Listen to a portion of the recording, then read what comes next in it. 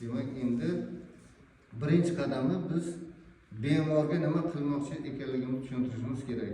Demak, bemorga sizga EKG yozib olishimiz kerak deb tushuntiramiz. Bemor rozi bo'lgandan so'ng, demak, bemorga gorizontal holat beramiz. Elektrodlar qo'yilishi kerak bo'lgan joylar kiyimdan ozod qilinadi. Demak, o'ng qo'lga qizil elektrod, chap qo'lga sariq, chap oyoqqa yashil, o'ng oyoqqa qora elektrod qo'yamiz. Bunda biz geldan foydalanamiz. Mana bu elektrodni faqat ichki tomonini biz gel surtamiz. Bu tomoniga kerak emas.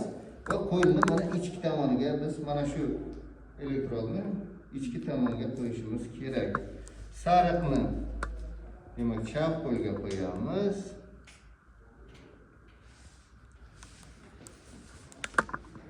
Yashil chap oyoqqa, qora o'ng oyoqqa. Mana shu holda qo'yiladi. Endi ko'krak elektrodlarni qo'yib chiqamiz. Ko'krak elektrodlarni qo'yish uchun 4-qovurmani biz topishimiz kerak. Mana birinchi shuna agar biz qo'limiz mana shuna qo'ysak, mana 4-chi nima o'zi topiladi. Ba'zi talabalar demak buni qidiraman deb juda chuqur harakat qiladi, bo'lmaydi. Demak, qizil rang shunami? 4-chi qovurg'a oraliga geldan yaxshiroq foydalanishimiz kerak. Bu pamex degan narsa bor, o'shani yo'qotadi. Parasternalis dextra 4-chi qovurg'a oralig'i. Parasternalis sinistra 4-chi qovurg'a oralig'i. Bunda demak sariq qo'yamiz. Endi V3 ni qo'ymay turamiz. V4 ni qo'yamiz. V4 bu jigar.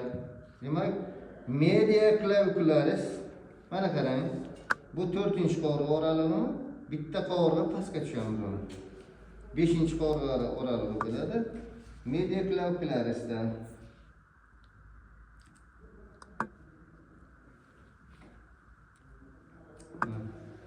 va bu ikkalasini o'rtasiga kechirasizlar, buni qo'yishimiz kerak. Mana jigar deb yashilni qo'yamiz. Mana yashilni qo'ydik. Jigar bilan sariqni o'rtasiga biz yashilni qo'yamiz. Bu V3 bilan. Axillaris anteriorga qora rang va mediaga, axillaris mediaga. Mana bu ko'k rangmi, binafshanmi, nima shu qo'yiladi.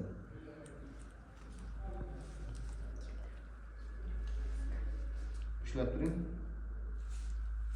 Ishlamayapti, ushlab turing. Stop.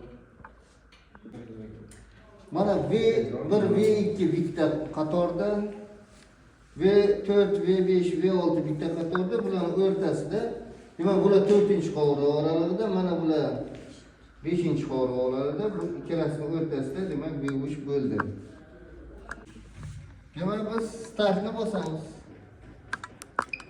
EKGni sozlab qo'yganmiz. 25 tezlik. Demak, masshtabini o'ng kalibrovkada qo'yganmiz. Avto rejimda mana hozir EKGni yozib olamiz. Bu uylaydi.